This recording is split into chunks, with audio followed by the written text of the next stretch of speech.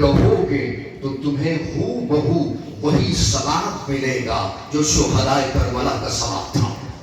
اللہ اکبر. لبیک یا داعی اللہ. جب کہو گے تو تمہیں وہی ثواب ملے گا.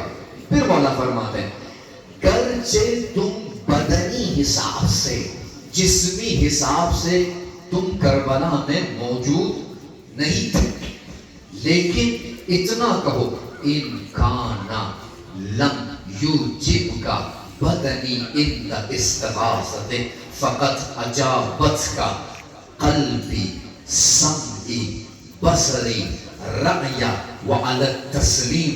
یہ کہو کہ اے فرزند رسول، گرچہ میں اس وقت جسمی لحاظ سے سرزمین کربلا میں موجود نہیں تھا یا موجود نہیں ہوں، مگر آپ کی اس وقت بھی مدد کرنا چاہتا ہوں. صادق آل محمد بیان فرماتے ہیں ہر عزادار اس وقت بھی حسین زمان کی مدد کر سکتا ہے. کیسے؟ فقط اجابت کا بقلبی، دل کے ساتھ حسین زمان کی مدد کرو. اللہ اکبر. دل کے ساتھ میں کس طرح مدد کر سکتا ہوں؟ خود آئمہ فرماتے ہیں من اراد بہ الخیر، من اراد اللہ بہ الخیر، فقط اس کے دل میں قذف فی حب الحسین. اللہ جب کسی بندے کی خیر کو چاہتا ہے اس کے دل میں حسین کی محبت کو رکھ دیتا ہے. ماشاءاللہ. اس کے دل میں حسین کی محبت کو رکھ دیتا ہے. اچھا میں دل سے کس طرح حسین کی محبت، حسین کی نصرت کر سکتا ہوں؟ میں اس طرح مدد کر سکتا ہوں کہ دل میں کسی کے لیے بغض نہ رکھوں. اللہ اکبر. دیکھیے ذرا، ہر انسان کی خواہش ہوتی ہے کہ میں حسین زمان کی مدد کروں. امام صادق نسخہ بتا رہے ہیں. مدد کرنا چاہتے ہو کہو فقط اجابت کا بقلبی. یا اپنا رسول اللہ میں دل سے آپ کی محبت کرنا چاہتا ہوں. جس دل میں عداوت ہو، جس دل میں بغض ہو، وہ دل کبھی بھی حسین کا نہیں ہو سکتا ہے. آپ اپنے دل سے بغض و عداوت کو نکال دیں، اس کا مطلب یہ ہے کہ آپ حسین زمان کی مدد کر رہے ہیں. پھر آقا فرماتے ہیں، مولا بیان فرماتے ہیں بقلبی وبسمعی، میں اپنے کانوں سے حسین زمان کی مدد کر سکتا ہوں. وہ کیسے؟ وہ سنو جس کا حکم ہوا ہے، وہ نہ سنو جس کا حکم نہیں ہوا. اپنے کانوں کو ان چیزوں سے محفوظ رکھو گے تو اس کا مطلب یہ ہے کہ حسین زمان کی تم مدد کر رہے ہو. وَبِبَصَرِي، میں اپنی آنکھوں سے حسین زمان کی مدد کر سکتا ہوں. کیسے؟ ان آنکھوں کو گناہوں سے دور رکھوں. آپ اپنی آنکھوں کو، اپنی بصارت کو گناہوں سے محفوظ رکھیں گے تو اس کا مطلب یہ آپ حسین زمان کی مدد کر رہے ہیں. فقط اجابت کا بقلبی وسمعی وبصری والرعی، اپنی فکر سے میں حسین زمان کی مدد کر سکتا ہوں. صلوات بھیجے محمد وآل محمد. اللہم صلی علی محمد وآل محمد. بس عزیزان من، مختصر آپ کی خدمت میں دوبارہ دہرا رہا ہوں تاکہ موضوع سے آپ منقطع نہ ہو جائے. اللہ نے انسان کو مکرم بنایا ہے، اب انسان کی اپنی ذمہ داری ہے کہ مکرم رہے. کس طرح میں مکرم رہ سکتا ہوں؟ پہلا سبب ہے محبت حسین، پہلا سبب ہے عشق حسین، پہلا سبب ہے کہ ان مجلسوں میں جو بھی آتا ہے وہ کمال کی طرف سفر کرنا چاہتا ہے. ایک جملہ آپ کی خدمت میں عرض کروں، خاص توجہات کا طالب رہوں گا. اگر کوئی حسین سے محبت کرے وہ کمال کی طرف جا رہا ہے، اگر حسین کسی سے محبت کرے وہ معراج کی طرف جا رہا ہے. شک ماشاءاللہ. اللہ اکبر، اللہ اکبر. میں نے آپ کی خدمت، اگر کوئی حسین سے محبت کرے وہ کمال کی طرف جا رہا ہے، اگر حسین کسی سے محبت کرے، یہ بھی کمال ہے، خوش قسمتی ہے کہ اگر کوئی کہے میں حسین سے محبت کرتا ہوں. لیکن سب سے بڑا کمال یہ ہے کہ حسین کسی سے کہے میں اس سے محبت کرتا ہوں. حسین کسی سے کہے میں اس سے محبت کرتا ہوں، اور جب حسین کسی سے محبت کریں تو پھر وہ انسان کبھی بھی مرتا نہیں ہے۔ حسین کو حبیب سے محبت تھی، آج بھی زندہ ہے۔ حسین کو حب سے ایسی محبت ہوئی کہ ایک لحظے میں علیہ السلام بنا دیا حر کو، ایک لحظے میں۔ آج اگر 1400 سال کے بعد حبیب کا ذکر منبر حسین سے ہو رہا ہے تو اس کا مطلب یہ کہ حبیب زندہ ہے۔ آج اگر 1400 سال کے بعد حر کا تذکرہ ہو رہا ہے تو اس کا مطلب یہ ہے کہ حر زندہ ہے۔ کیوں؟ کیونکہ حسین کو ان سے محبت تھی۔ میں اکثر چند اشعار پڑھتا ہوں کہ حسین کی محبت ایک الگ محبت ہے۔ محبت بحر طوفانی ہے جو ساحل نہیں رکھتا، محبت دشت بے پایا ہے جو منزل نہیں رکھتا، محبت ایک پگولا ہے جو دشت دل سے اٹھتا ہے، محبت پردہ محمل ہے جو مشکل سے اٹھتا ہے، محبت کی میاں ہے کربلا کی خاک میں ڈھونڈو، محبت عقل برنی ہے اسے افلاک میں ڈھونڈو، محبت معنی و الفاظ میں لائی نہیں جاتی، یہ وہ نازک حقیقت ہے جو سمجھائی نہیں جاتی۔ ماشاءاللہ۔ ایک سلامت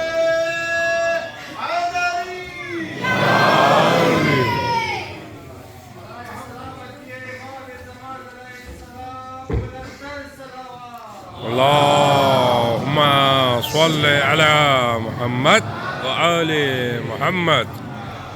فَعَجِّلْ فَرَجَكُمْ، محبت معنی و الفاظ میں لائی نہیں جاتی، یہ وہ نازک حقیقت ہے جو سمجھائی نہیں جاتی۔ حسین کی محبت انسان کو مکرم بنا دیتی ہے۔ یہی تو ہم زیارت عاشوراء میں پڑھتے ہیں۔ میں مطالعہ کر رہا تھا قرآن کی ایک آیت سے، آپ سب نے یہ آیت سنی ہے کہ ان اکرمکم عند اللہ اتقاکم، اللہ کی نظر میں سب سے مکرم بندہ وہی ہے جو سب سے باتقوا ہو۔ کوئی لاکھ بار تقوا بنے تب بھی وہ مکرم نہیں ہے جب تک کہ اس کے دل میں حسین کی محبت نہ ہو۔ کوئی بھائی خانے کعبہ میں کوئی جا کر بیٹھے اور کہنے پوری زندگی یہاں پہ معتکف بننا چاہتا ہوں، کوئی پوری زندگی یہ کہے کہ میں بیت اللہ کا خادم بن کے خدمت کرنا چاہتا ہوں، لیکن دل میں حسین کی محبت نہ ہو، اس تقوی کا کوئی فائدہ نہیں ہے۔ نماز جو چیز بناتی ہے وہ محبت حسین ہے۔ عبادت خدا میں جو چیز رنگت بخشتی ہے وہ محبت حسین ہے۔ دلیل کیا ہے؟ ذرا دیکھیں، اگر آپ کسی سے پوچھیں کہ کیا آپ رسول اللہ سے محبت کرتے ہیں، مسلمان ہوگا تو کہیں یہ کیسا سوال پوچھ رہے ہیں آپ؟ رسول اللہ سے ہم محبت کرتے ہیں۔ پھر آپ یہ پوچھیں کہ اللہ سے محبت کرتے ہو؟ بالکل، وہ میرا خالق ہے، وہ میرا رازق ہے، وہ میرا مالک ہے، میں اللہ سے بھی محبت کرتا ہوں۔ لیکن آپ یہ دیکھیں، غور سے ذرا سنیں، توجہات کا تعلیم آؤں گا۔ کچھ ایسا عمل ہے کہ جس میں اللہ اپنے بندوں کے ساتھ شریک ہے۔ توجہ ہے؟ ہم کیا کہتے ہیں؟ وحدہ، وہ ایسا واحد نہیں، احد ہے۔ واحد میں پھر بھی ترتب ہے، تعدد ہے، احد میں ترتب نہیں ہے۔ اللہ کہہ رہا ہے کہ اللہ وہ ہے کہ جس کا کوئی شریک نہیں ہے۔ کسی بھی عمل میں، کسی بھی کام میں اللہ کا کوئی شریک نہیں ہے۔ جس چیز میں اللہ خود کہہ رہا ہے تم بھی شریک ہو، میں بھی تمہارے ساتھ شریک ہوں، وہ یہ تم بھی درود بھیجو، میں بھی درود بھیجتا ہوں۔ نمبر 2، تم بھی دشمنان اہل بیت پہ لعنت بھیجو، میں بھی دشمنان اہل بیت پہ لعنت بھیجوں گا۔ اور تیسری چیز یہ ہے، تم بھی حسین سے محبت کرو، میں بھی حسین سے محبت کروں۔ کیوں؟ حسین منی وانا من الحسین۔ حدیث یہاں پہ ختم نہیں ہوتی ہے، آگے کی حدیث یہ ہے احب اللہ من احب حسین، رسول جو وما ینطق عن الہویٰ ہے فرماتے ہیں اے میرے رب میں حسین سے ہوں، حسین مجھ سے ہے، تو بھی اس سے محبت کر جو میرے حسین سے محبت کرے۔ اللہ اکبر۔ اب جو رحمت للعالمین ہے اپنے رب سے کوئی گزارش کرے، یہ کیسے ہو سکتا ہے؟ جو رحمت للعالمین بن کر آئے، جو وما ینطق عن الہویٰ کے بغیر کچھ تکلم نہ کرے، وہ تقاضا کرے اپنے حسین کے لیے تو بھی اس سے محبت کر جو میرے حسین سے محبت کرتا ہے۔ کبھی سرکار اس انداز میں دکھائی دیتے ہیں، اللہ سے کہہ رہا ہے تو بھی محبت کر اس سے جو میرے حسین سے محبت کرے۔ کبھی سرکار سجدے میں ہوتے ہیں اور حسین پشت پر ہوتے ہیں اور ذکر پڑھتے جا رہے ہیں سبحان ربی الاعلیٰ سبحان ربی الاعلیٰ، وہاں سے اپنے رب سے کہہ رہا ہے تو بھی محبت کر جو میرے حسین سے محبت کرے۔ یہاں پر خود سجدے میں عملی طور پر دکھا رہے ہیں میں بھی حسین سے محبت کرتا ہوں، میں بھی حسین سے محبت کرتا ہوں۔ بس محبت حسین علیہ السلام انسان کو مکرم بنا دیتی ہے۔ جن جن چیزوں کو آپ سید الشہداء سے نسبت دیں گے وہ چیز مکرم بن جاتی ہے۔ آپ ذرا دیکھیں حسین کا معاملہ کچھ اور ہے۔ حسین کا معاملہ کچھ اور ہے۔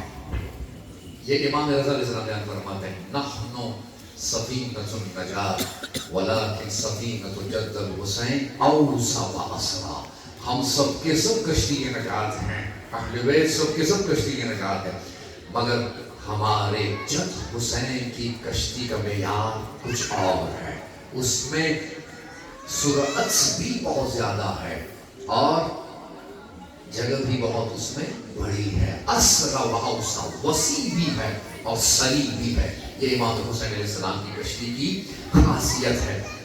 لیکن آپ دیکھیں عزیزان محترم کہ یہی امام رضا علیہ السلام بیان فرماتے ہیں اللهم صل على محمد وآل محمد۔ امام حسین علیہ السلام کا درس الگ ہے، مسئلہ الگ ہے۔ آقا مجتبیٰ تہرانی جو ہے بہت بڑے علماء میں سے تھے، بس آج کی گفتگو سمیٹ رہا ہوں، دیکھیے ذرا کہ حسین کون ہے۔ آقا مجتبیٰ یہ فرماتے ہیں، مجتبیٰ تہرانی بیان فرماتے ہیں کہ میری مجلس ختم ہوئی اور جو مداح اہل بیت تھا وہ مسائل پڑھ رہا تھا، ایرانی جو دو طریقہ ہوتا ہے مسائل پڑھ رہے تھے، اور مجلس ختم ہونے کے بعد ایسے عالم آ کر جو ہے اس مداح اہل بیت سے فرماتے ہیں ہاتھوں کو پکڑ کر میرے حق میں ضرور دعا کیجیے۔ اب کیا دعا کرو؟ اتنی دعا کیجیے کہ حضرت زہرا مجھ سے قبول فرمائے، جو بھی مجھ سے قبول فرمائے۔ التجا کر رہے ہیں، عالم ہے مگر اپنے آپ کو خاکسار سمجھ رہے ہیں۔ ایک علامہ سے آیت اللہ انصاری حوزے میں خوب میں اتنی کتابیں ہم نے لکھی، مجتہد تھے، آیت اللہ تھے، وصیت میں کیا لکھتے ہیں میرے تابوت کے اوپر، میری قبر کے اوپر کوئی ٹائٹل نہ لکھو، میں علامہ تھا، میں مولانا تھا، میں حجت الاسلام تھا، ایک لفظ بس لکھنا ہے یہ جس کا جنازہ ہے یہ نوکر حسین تھا، یہ نوکر حسین تھا۔ اخلاص یہ خاصی ہے۔ آقا بیان فرماتے ہیں کہ میں نے ذاکر سے کہا میرے حق میں دعا کیجئے۔ کیا دعا کروں آقا آپ کے لیے؟ اتنی دعا کریں کہ حضرت زہرا مجھ سے قبول فرمائے۔ آقا فرماتے ہیں کہ مجلس ختم ہوئی، اگلے دن مجھے کوئی میرے جو بڑے بزرگ عالم دوست تھے شہر تبریز سے جو ہے صبح کال آئے ہوئے، کہا آقا سلام علیکم، صبح بخیر، حضرت زہرا نے آپ سے قبول کر لیا ہے۔ اللہ اکبر۔ وہ کیسے؟ آج تہجد سے پہلے خواب میں نے بیوی کو دیکھا تھا، بیوی فرماتی ہے مصطفیٰ تہرانی سے کہو کہ میں نے ان سے قبول کر لیا، میں نے قبول کر لیا۔ امام حسین علیہ السلام کے لیے آپ اگر ایک قدم بھی اٹھائیں گے وہ لکھا جاتا ہے۔ پھر آقا مصطفیٰ تہرانی فرماتے ہیں کہ میرے دوست عالم تھے آقا مرزا سعیدیان، مرزا سعیدیان، وہ آقا خود فرماتے تھے، بزرگ علماء میں سے تھے، کہا کہ میں ہر سال محرم میں اپنی طرف سے گھر میں کوئی نیاز دیتا تھا، اور نیاز میں کچھ چاول اور ساتھ میں جو ہے کچھ زعفران وغیرہ جو ایرانی اسٹائل میں ہے چاول کے اوپر ڈالتے ہیں۔ آقا مرزا سعیدیان فرماتے ہیں، کہا میں نے خواب میں دیکھا کہ ایک شخص ہے کرسی کے اوپر بیٹھا ہے اور اس کے سامنے ایک ٹیبل رکھی ہوئی ہے، اور ان کے پاس ایک شخص کھڑا ہے جس کے چہرے سے توجہ ہے، جس کے چہرے سے نور نکل رہا تھا۔ وہ شخص جو کھڑا تھا، اس شخص جو بیٹھا تھا، ان سے کہتا تھا اس کے لیے لکھو 1 کلو چینی اس نے دیا ہے، وہ لکھتے تھے۔ پھر دوسرا بندہ آتا تھا، اس نے اتنا پانی دیا ہے، وہ لکھتے تھے یہاں پہ۔ اس نے فلاں چیز دی ہے، اس نے فلاں خدمت کی ہے، وہ بتاتے تھے، یہ لکھتے تھے۔ آقا مرزا سعیدیان بیان فرماتے ہیں جب میری باری آئی تو آقا جو کھڑے تھے انہوں نے جو آقا بیٹھے تھے ان سے کہا کہ لکھیں اتنا چاول اور 8 گرام زعفران اس نے دیے ہیں۔ تو آقا مرزا سعیدیان فرماتے ہیں میں نے کہا نہیں، میں نے 10 گرام زعفران دیے، کہا نہیں 8 گرام آپ نے دیے۔ کون سے طرح سنیے، حسین کا حساب و کتاب سب سے الگ ہے۔ آقا مرزا سعیدیان فرماتے ہیں میں نے کہا کہ میں نے 10 گرام زعفران دیے ہیں، میں نے کہا نہیں 8 گرام دیے، 8 گرام دیے۔ کہا صبح ہوئی تو میں نے اپنی بیگم سے کہا نیاز حسین کے لیے میں نے جو زعفران دیا تھا اس میں سے آپ نے استعمال تو نہیں؟ کہا ہاں 2 گرام میں نے استعمال کیے تھے۔ حسین کا معاملہ الگ ہے، حسین کا معاملہ الگ ہے۔ اگر کوئی وہاں پہ ڈیوٹی لے رہا ہے وہ بھی لکھا جا رہا ہے، اگر کوئی یہاں پہ بیٹھ کے سن رہا ہے یہ بھی لکھا جا رہا ہے۔ آج میں ایک عجیب روایت پڑھ رہا تھا، باخدا حسین حسین، اللہ نے ہمیں کتنی بڑی نعمت سے نوازا ہے۔ ماہ رمضان میں ہم خطبہ رمضان میں خطبہ شعبانی میں کیا پڑھتے ہیں کہ ماہ رمضان میں آپ کا سانس لینا کیا ہے؟ بولیے ضرور سر، عبادت ہے ماہ رمضان میں۔ آج میں پڑھ رہا تھا امام صادق فرماتے ہیں اللہم صلی علی محمد وآل محمد۔ امام صادق فرماتے ہیں جو شخص مجلس حسین میں آتا ہے اور بیٹھ کے آہ لے کے سانس لیتا ہے، ہر سانس کے بدلے میں اس کے لیے تسبیح کا ثواب لکھا جاتا ہے۔ عجیب حکمت ہے، میں کیا بیان کروں آپ کی حکمت میں؟ وہ جو لکھا ہے ہم نہیں پڑھتے ہیں، ورنہ حسین کے بارے میں یا خود خدا جانتا ہے یا پیغمبر جانتے ہیں۔ سانس لے رہے ہیں آپ حسین کی مجلس میں، لیکن عبادت خدا کی ہو رہی ہے۔ اللہ، عبادت خدا کی ہو رہی ہے۔ مجلس حسین انسان کو مکرم بنا دیتی ہے۔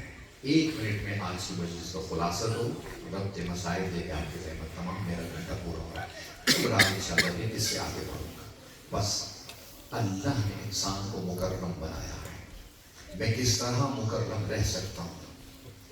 زیارت عاشورہ میں ہم پڑھتے ہیں فَاسْأَلُوا اللَّهَ الَّذِي أَكْرَمَ مَقَامَ، پروردگار انہیں حسین کو مکرم بنائے، مجھے بھی مکرم بنا دے۔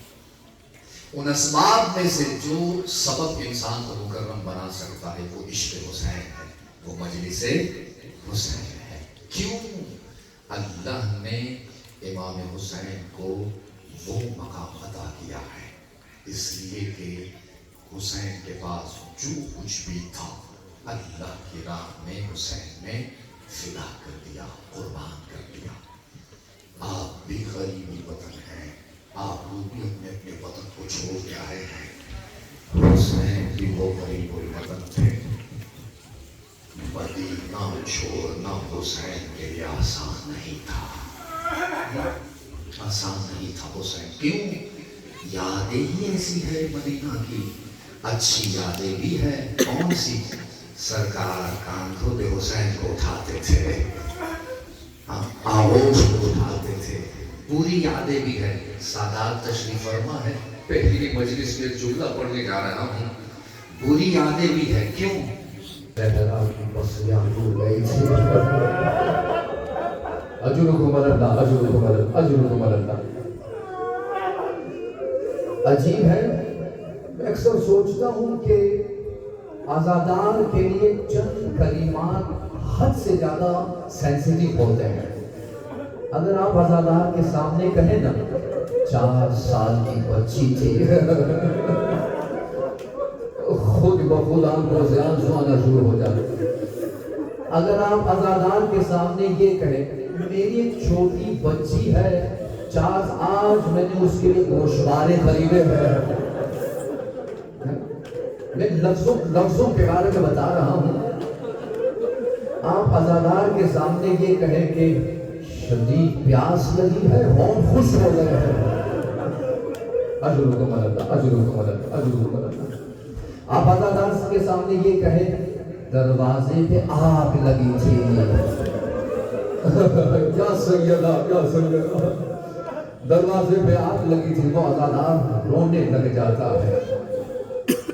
سید الشہداء ایک ایک کر کے قبروں پہ آ رہے ہیں. سب سے پہلے بھیا حسن کی قبر پہ آئے، رو کر فرماتے ہیں بھیا اٹھیے، آپ کے جنازے سے تیر ہم نے نکالے ہیں،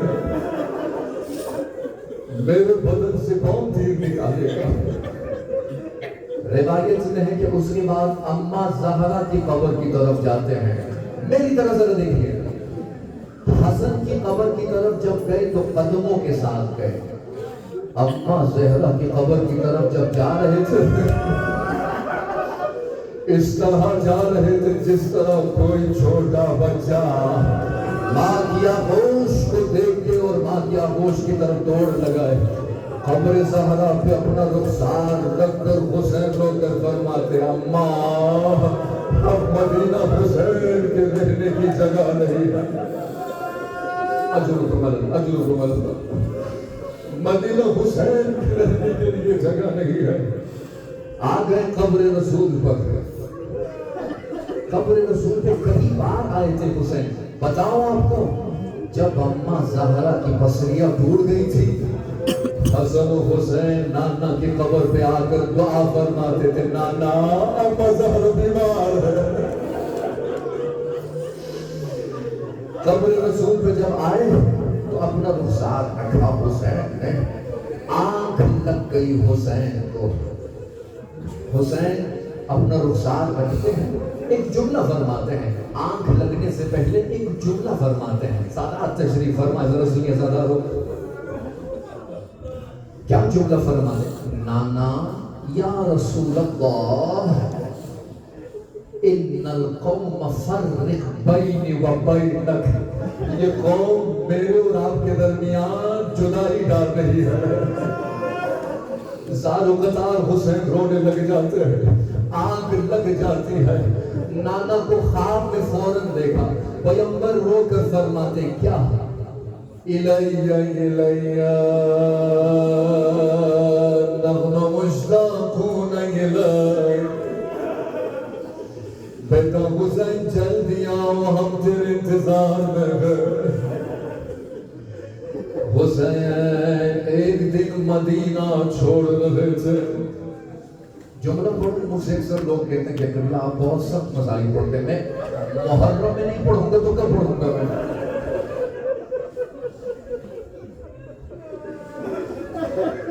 آپ بھی مسافر ہیں.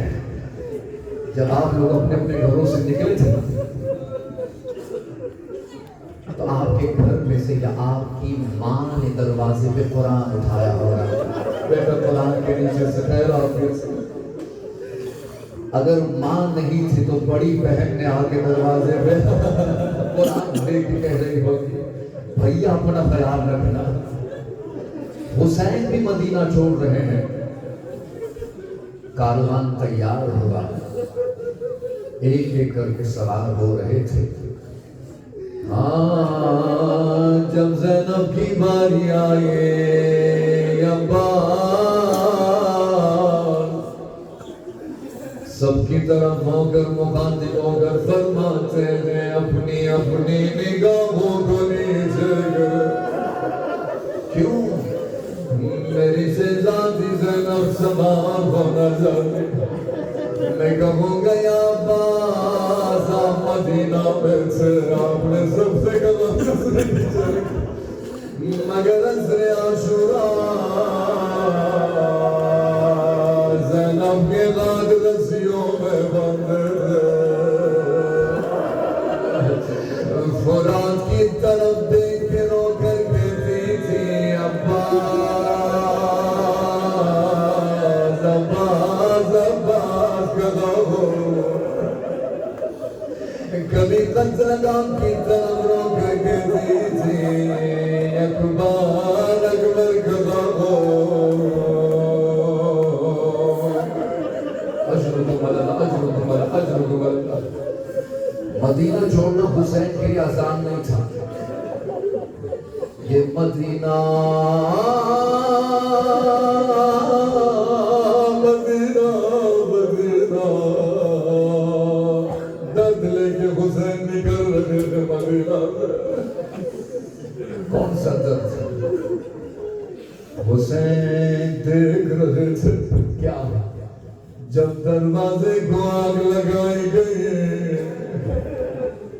زینب کس طرح مدینہ چھوڑ رہی ہے، زینب دیکھ رہی تھی کیا جب اماں زہرا نے اپنے ہاتھوں کو پسلیوں پہ رکھ کے رو کر کہتی ہے میرا محسن،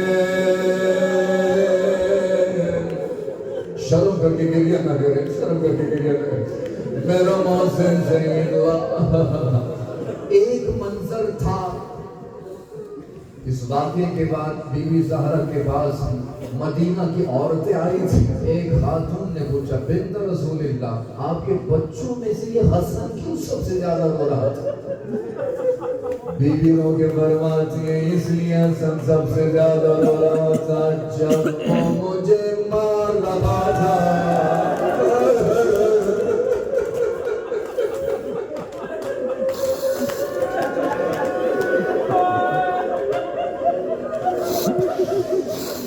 جب وہ مجھے مار رہا تھا حسن در ہوئے تھے رو کر کہتے تھے میری ماں کو نہ مارو۔ بس آخری جو بلاتے ختم کرنا ہوتا ہے۔ ایک دن حسین مدینہ چھوڑ کے گئے مگر حسین کے ساتھ اکبر ہے عباس ہے قاسم ہے سکینہ ہے۔ جب بھی کوئی مسافر گھر سے سفر کے لیے نکلتا ہے تو ایک دن واپس لوٹ کے آتا ہے کہ شام سے نکلا تھا قافلہ حسین کا، جب واپس قافلہ مدینہ آیا نہ اکبر ہے نہ عباس ہے نہ قاسم ہے۔ زینب قبر رسول کی طرف دیکھ کر فرماتی ہے نانا تیری امت نے وفا نہیں کی نانا۔